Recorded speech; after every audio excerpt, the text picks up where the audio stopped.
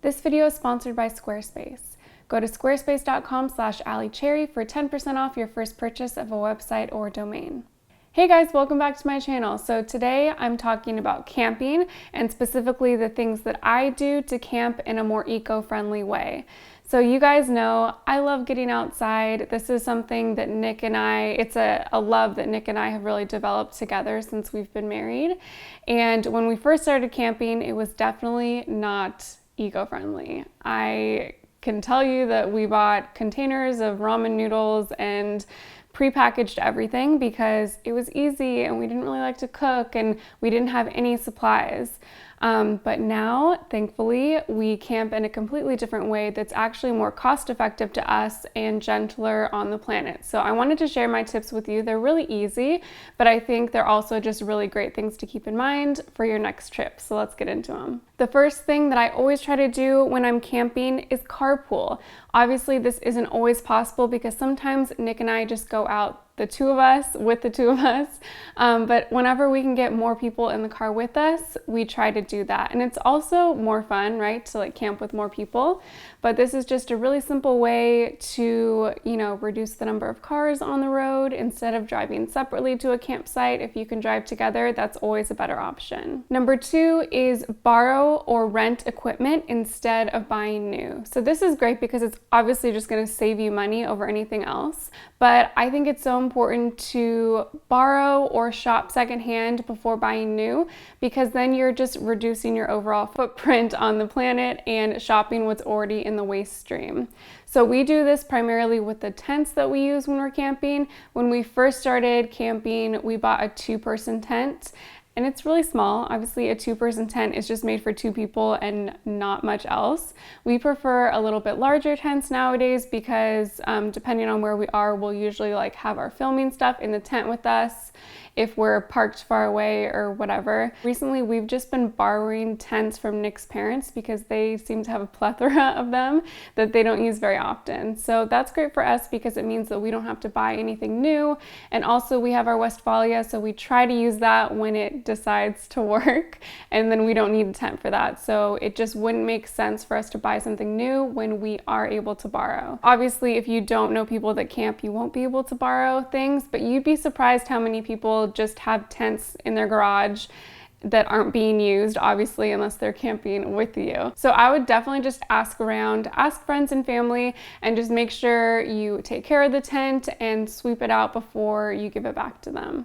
There are also other stores like REI that rent equipment. I'm not sure if you can rent tents from REI, but I know you can rent gear from REI. So that's another great option. And then obviously just checking out your local thrift store or swap meet for gear. There is just so much stuff out there, you guys. I can bet you that you can find something secondhand. Number 3 is use reusables. So like I said at the beginning of this video, when I first started camping, I absolutely did not use reusables. I used all disposable stuff because I thought that was easier and cheaper, but it's actually not cheaper if you add it up over time, especially if you're camping for a longer period of time.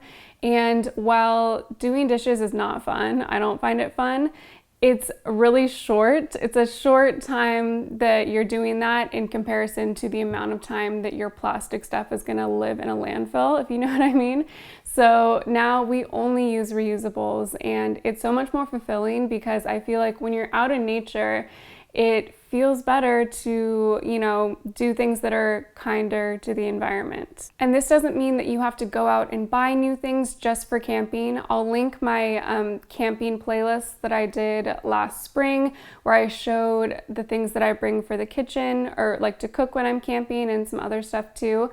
This is all just stuff that I use at home. I don't have separate camping stuff because I don't want to have just excess stuff that I'm not using all the time. But that also means that I'm not spending money on extra stuff. So I use what I have and I clean what I have, and it really doesn't take that long. And it's just nice to not produce a bunch of trash and to feel like I'm enjoying the outdoors and not contributing to, all the junk that's everywhere. Speaking of trash, I do still produce some trash, right? So what I do is I usually pack it out with me. This differs from place to place because some places, like some national parks, for example, are really good about separating the trash from the compost, even from the recycling. So if that's the situation, I'll, dispose of my trash accordingly there. But other places like state parks don't separate their trash. So in those situations, I'll just have a trash bag in the car that I'll separate my plastic trash from my recycling, and then I'll usually keep a container in my cooler for compost. I never throw food in the landfill. It's like a pet peeve of mine. I can't do it. But I don't like to bury my food at campsites because I don't like to bury my compost at campsites because I obviously don't want to attract animals and I don't want to, mess with things there. So I just keep a mason jar or a stasher bag in my cooler, and I just put my, compost in there and then compost it when I get home. That's super easy to do, and that's a great first step if you're trying to reduce your waste also, because it's really important. Composting is really important when thinking about sustainability and being more eco-friendly.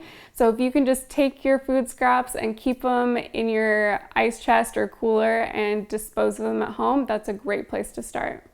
And the last thing I do to make sure that I'm camping in a more sustainable and eco-friendly way is I only buy native firewood. So this is really important because non-native firewood can carry non-native species that can then invade native environments and cause issues. I know this is a big problem in Yosemite, and I'll link an article below of all of the non-native species that are affecting other areas, just so you can check it out. I honestly didn't realize that this was as big of an issue as it is. So just as a general rule, I would say make sure you buy your firewood where you're burning it. This is also great because you're contributing to that local economy instead of buying something far away if you're traveling for a bit.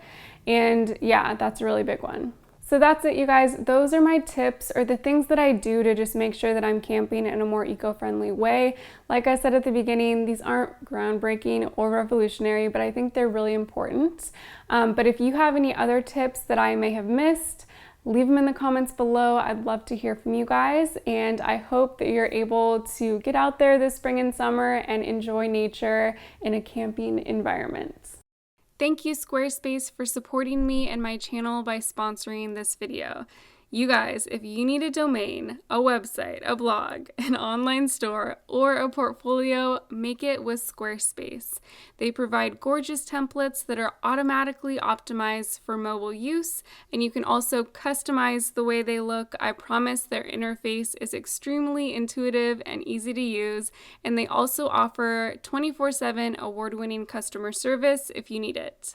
So if you're ready to make your own site at 10% off, go to squarespace.com/Alli Cherry.